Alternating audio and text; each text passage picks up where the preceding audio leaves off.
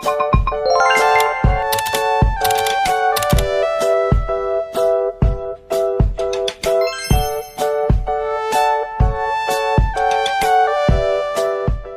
sharing ya tentang masalah dalam hal menyusui.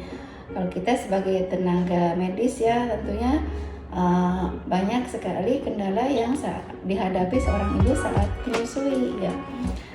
Tentunya mesti paham dulu nih tentang ASI ya sebelum lihat kendalanya. Kadang kendalanya ada juga di sisi pemahaman tentang ASI sendiri ya.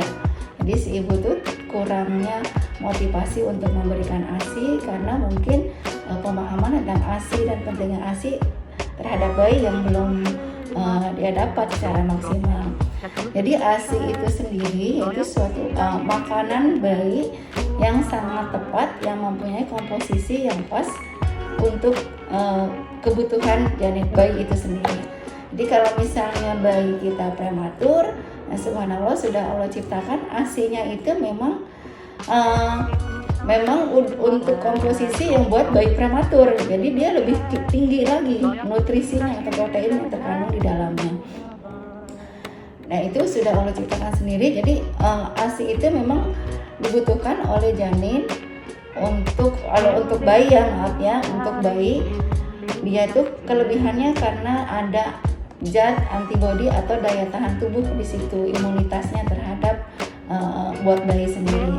Jadi kalau kita misalnya memberikan supor, walaupun supornya itu mahal, tidak ada imunitas buat bayinya.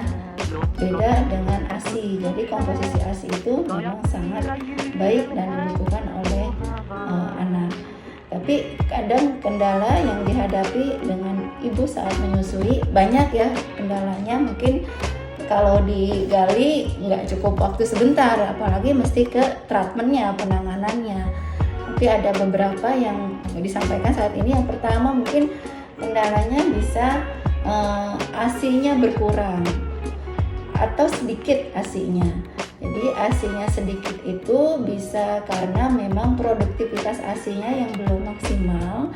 Penyebabnya bisa karena hormon ibunya, hormon prolaktin yang belum maksimal, yang dipengaruhi karena ketenangan ibu ya. Jadi kalau rasa rileks atau ketenangan ibu juga mempengaruhi peningkatan hormon prolaktin dalam pembentukan ASI. Jadi kalau ibunya dalam kondisi stres atau dia lagi mengalami sakit pasca persalinan, bisa menimbulkan tidak maksimalnya hormon prolaktin yang terbentuk untuk merangsang ASI. Dan juga bisa pengaruh dari makanan yang dikonsumsi oleh ibu ya. Jadi ibu itu mungkin makanannya tidak menu yang banyak menimbulkan memperbanyak ASI ya, seperti kacang-kacangan, atau daging atau sayur-sayuran ya. Yang keduanya penanganan, yang ketiga ya tentunya yang ASI-nya berkurang itu karena penanganan sebelum dia persalinannya atau persiapan ASI yang kurang maksimal. Jadi pas waktu dia kehamilan belum disiapkan untuk penyiapan ASI-nya dengan misalnya makan makanan sayuran pas waktu saat hamil.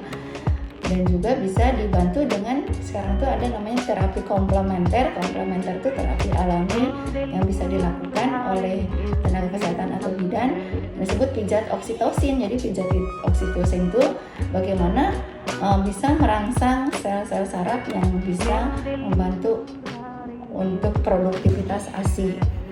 Nah, selain ASI-nya sedikit, yang kedua ada juga permasalahannya itu puting lecet. Putingnya lecet ini sering kita temui pada ibu yang baru pertama kali menyusui ya. Jadi ibu pertama kali menyusui mungkin si putingnya itu belum ditangani dulu, misalnya dengan penanganan biar si putingnya areolanya lentur, dan juga mungkin salah dalam menyusui pengisapan si bayi terhadap putingnya. Jadi pas waktu mengisap itu bayi tidak hanya nempel di bagian bulatannya atau yang dia mestinya nempel ke sekitarnya, yang disebut kalau di medis itu areola mammae, yang di sekitarnya yang hitam ya. Jadi tidak hanya di pentilnya aja, maaf ya. Jadi mulutnya mesti mencakup semua areal yang hitam untuk menghindari lecet pada saat menyusui.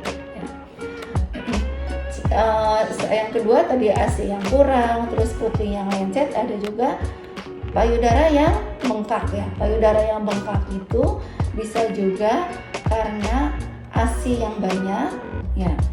ASI yang banyak dan isapan bayinya yang belum maksimal, sehingga di situ terbentuk penumpukan ASI. Penanganannya bisa awalnya nggak langsung dikeluarin ya, karena akan menimbulkan rasa sakit buat si ibu. Jadi dikompres dulu air hangat, jadi biar elastis dulu. Kemudian kalau misalnya bayinya belum minum secara banyak kuat, mesti dikeluarkan dulu, dipompa dulu. Jadi si aliran tidak tersumbat di situ ASINya, tidak menumpuk ya ASINya. Selain ASI yang bengkak, susu yang bengkak, bisa juga namanya mastitis atau radang pada pada payudara. Dan radang pada payudara itu sering kita temui sampai dia itu abses atau bisul ya. Awalnya tadi ASI yang bendungan ASI yang menumpuk tidak dikeluarkan sampai bengkak itu bisa ditandai dengan demam, ada demam, memerah ya, sampai timbulnya abses atau nanah. Dan pernah kita tangani si payudara itu sampai bernanah, mesti kita namanya insisi ya, dikeluarkan dulu nanahnya, dikompres atau nanahnya itu dikeluarkan, baru dikasih obat untuk minum obat untuk orang nyeri dan tentunya untuk pencegahan infeksi. Nah, itu sangat berpengaruh sekali sama kesehatan dan nanti kelancaran pada saat menyusui. Sehingga seorang ibu pada saat menyusui mesti paham kalau misalnya ASINya banyak, berarti mesti dikeluarkan ya, biar tidak terjadi bendungan ASI. Dan kalau misalnya cara mengeluarkannya itu sendiri tidak langsung dikeluarkan, jadi kompres dulu air hangat, kemudian boleh perawatan ringan tuh dimasas dulu sehingga yang tersumbat itu lancar, ASINya bisa keluar dan tidak ada sumbatan di situ. Dan kalau penanganan mungkin ada juga kendala saat menyusui itu si puting susunya yang nempel ya. Puting susunya itu tidak keluar, jadi dia kalau kata Sunda mah mendelep gitu, nempel di dalam payudaranya. Nah itu sendiri sebenarnya ada penanganannya. Jadi setelah kehamilan ibu di atas 38 minggu, jadi kalau hamilnya masih kecil nggak boleh ya Bunda melakukan stimulus atau rangsangan terhadap payudara karena akan menimbulkan kontraksi. Kalau kehamilan di atas 38 minggu, si puting susu itu udah mulai